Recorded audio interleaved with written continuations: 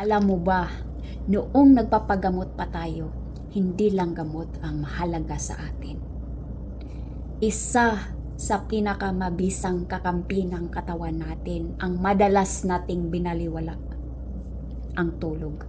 Kung kulang ng tulog, mahirap yung katawan natin na makabawi. Baba yung energy natin para harapin yung mga hamon ng gamutan, yung mga side effect ng mga chemo. Mahihirapan tayo. Meron akong isang viewer nag-message sa akin kung nakakatulog ba daw ako ng maayos ng mga time na nagpapagamot ako. Noong nagpapagamot pa ako, mas pinili ko na gawing priority ang makakuha ng sapat na tulog. Kaya meron akong mga paraan kung paano ko minamanage na makakuha ako ng sapat na tulog. Unang-una, sinisigurado ko na hindi ako gutom before ako magpunta ng higaan. Nang dahil ay palagi akong nagugutom ng mga time na yun kasi maya-maya din akong nadudumi. So, kumakain lang ako ng mga light food para hindi din mahirapan yung ostomy ko. Pangalawa, 30 minutes before ako mahiga, nire-relax ko yung utak ko, nire-relax ko yung isip ko. Nagbabasa ako ng libro at iniiwasan ko ang cellphone or ibang screen or di kaya nag-i-stretching ako, ini-stretch ko yung katawan ko, yung pangpaunat-unat na pangparelax para gumanda yung circulation ng dugo mo at yung oxygen. Maganda din yung flow ng oxygen ng katawan mo. So nakakatulong yun na ma-relax yung isip natin. At habang ginagawa ko yun, nagsisip ako ng ginagawa kong tea. Noong naggagamot pa lang ako, tapos feel ko ay kaya ko, okay yung katawan ko, nagpupunta ako sa garden, nagvo-volunteer po ako. Tumutulong-tulong ako sa pagtatanim or kung ano yung mga gawain para makalibre ako ng mga dahon-dahon.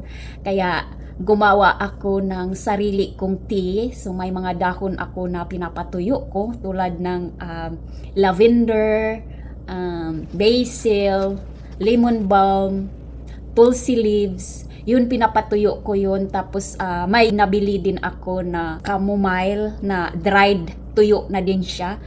At saka rose hip.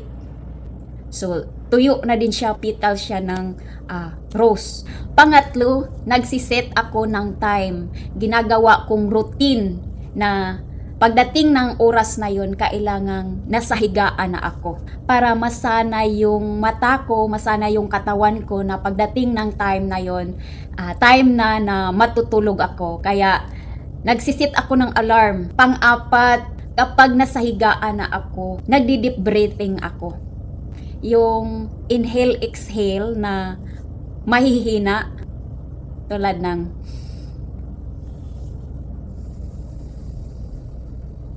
yung pagbuga mo ng hangin ay close yung mouth mo na maliit lang yung buka para mailabas yung hangin. Pag inhale mo din, mahina.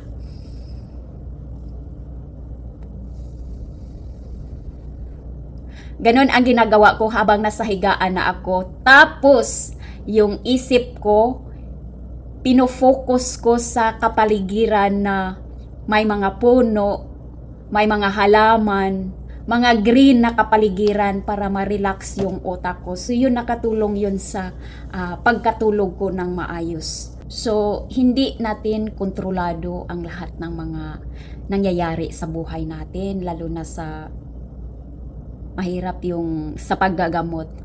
Pero pwede nating alagaan yung mga bagay na kontrolado natin, tulad ng pagbigay ng prioridad sa pagpapahinga at sa pagtulog, dahil itong bagay na ito ay mahalaga para sa ating paggagaling. Kung meron din po kayong ibang paraan para makakuha ng magandang tulog, paki-share nyo din po sa comment para makatulong din po tayo sa mga kapwa natin na lumalaban. At manalig lang tayo kay Lord, huwag mawala ng pag-asa. Follow nyo ako at sabay tayong lumaban. Maraming salamat.